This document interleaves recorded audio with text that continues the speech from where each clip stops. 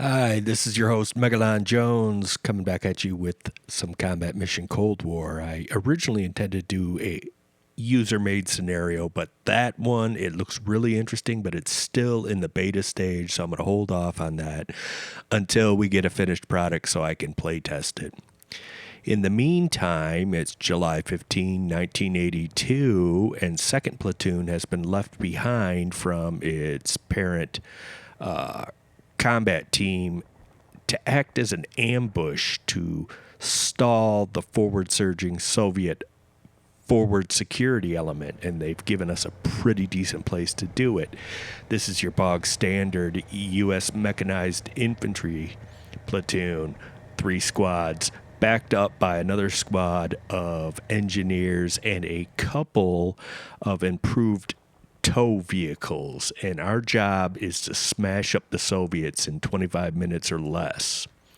The terrain we got here is ideal for this sort of thing, and it is dominated by a main road coming down. And as you come down the road from the Soviet side, I've got some dead ground that I've set up 2 of the squads at as an ambush. That's on the right. On the left-hand side, we've got 3rd Squad, and they are guarding a side road to try to keep the Soviets from linking up and joining forces. Because of the very short lines of sight, I really expect this to be unlike most other combat mission scenarios in that the balloon's going to go up and the shooting's going to start. I've tried to, with the setup on the 1st and the 2nd platoons on the right, I've set up an observation post just a bit beyond the hill so we can get a little bit of warning. However, on the left, I expect the action to be hot and heavy almost immediately. I've been given some target reference points, 81 millimeter mortar support, and a good chunk of mines have been laid down. These are mixed mines, so it's going to work against anti-personnel and against whatever AFVs we run into. The battle kicks off just like I expected, with a hellstorm of fire. I've also called in, both sides have called in preparatory barrages. The difference being that the Soviets have a lot more artillery on hand. It's been said that the Red Army isn't a tank army, it's an artillery army with a lot of tanks. However, the U.S. Army has far better fire control and call-in times. We also have really short lines of sight, and on the left flank, we're able to start shooting our Dragons at the oncoming BMPs. Very quickly, both sides lose a pair of battle taxis.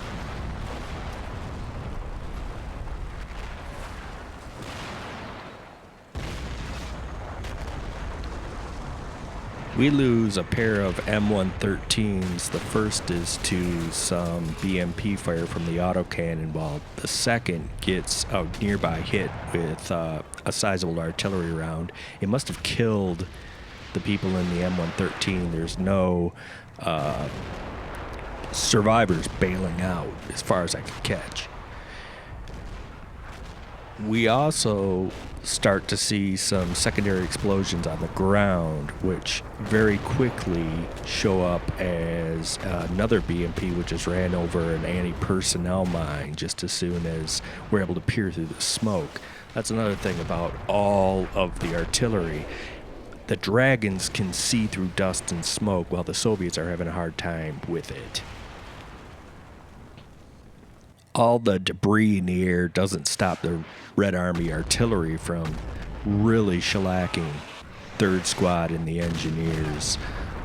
We take sizable amounts of casualties, and they have us completely zeroed in as far as I can tell. There's another Zerg rush by BMPs. They get taken care of by Laws and more Dragons. And in the end, the final BMP on the left-hand flank very satisfyingly runs over a mine. So hooray for the engineers. Usually these things never work for me, and for once I actually get to see them do what they're supposed to do. While all this is happening on the right flank, 1st and 2nd squads are getting hammered themselves by more Soviet artillery.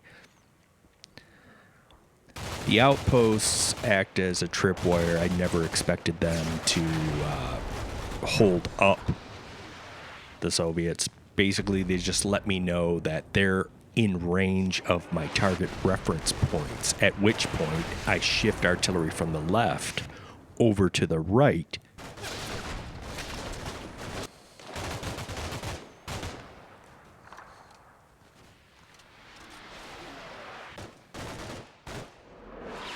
There's something I got to explain here. That stuff exploding, that's Red Army artillery. They're pushing their dismounted infantry through their own artillery barrage, which then gets joined by our artillery barrage.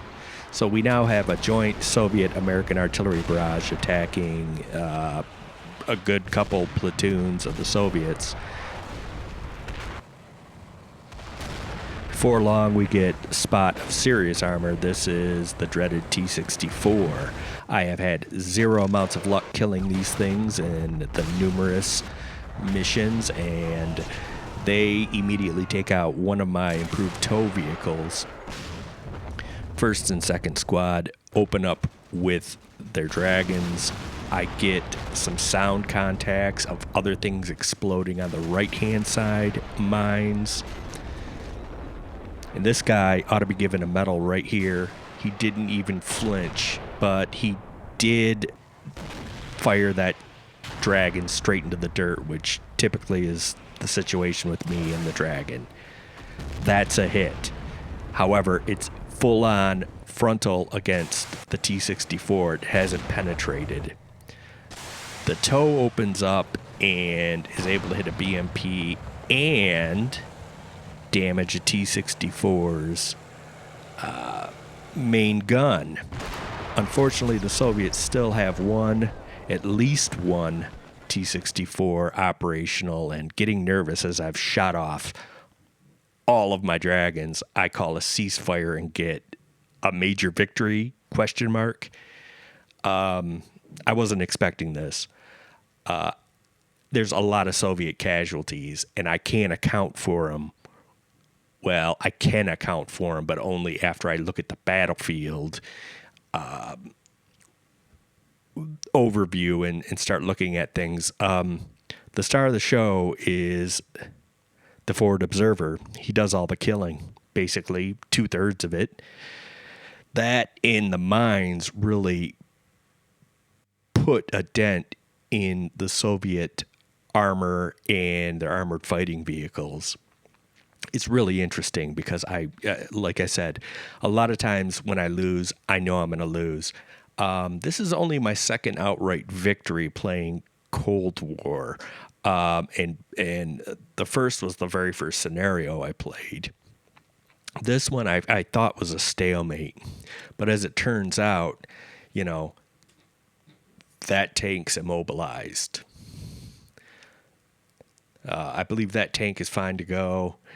You start looking in the back here, and this is where you start to see things that's immobilized. I believe they end up with 2 operational BMPs, 1 operational tank, and a straight up metric shit ton amount of infantry casualties. All of that's the artillery, some of which undoubtedly was their own artillery. This is a really fun scenario. For one thing, it's short. So I did this in an afternoon and was able to, whip up this video for you guys in only a couple days' times. But basically, I'm real pleased at the engineers. So hold tight. I've got more content on the way. I hope you guys stay safe. Enjoy.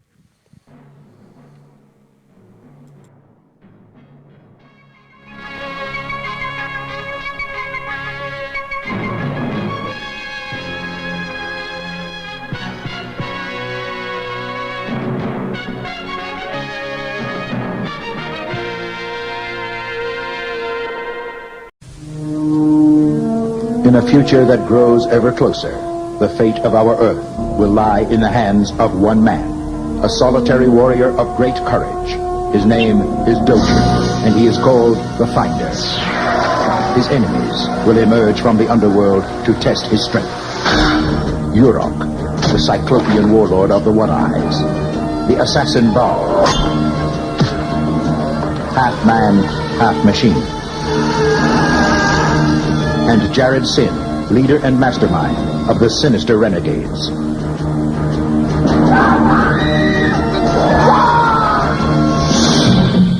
They will utilize their cruelest weapons. They will exploit their most mysterious powers as they create an epic non-stop action-adventure movie that will challenge your senses. And they will do all this for you in 3D.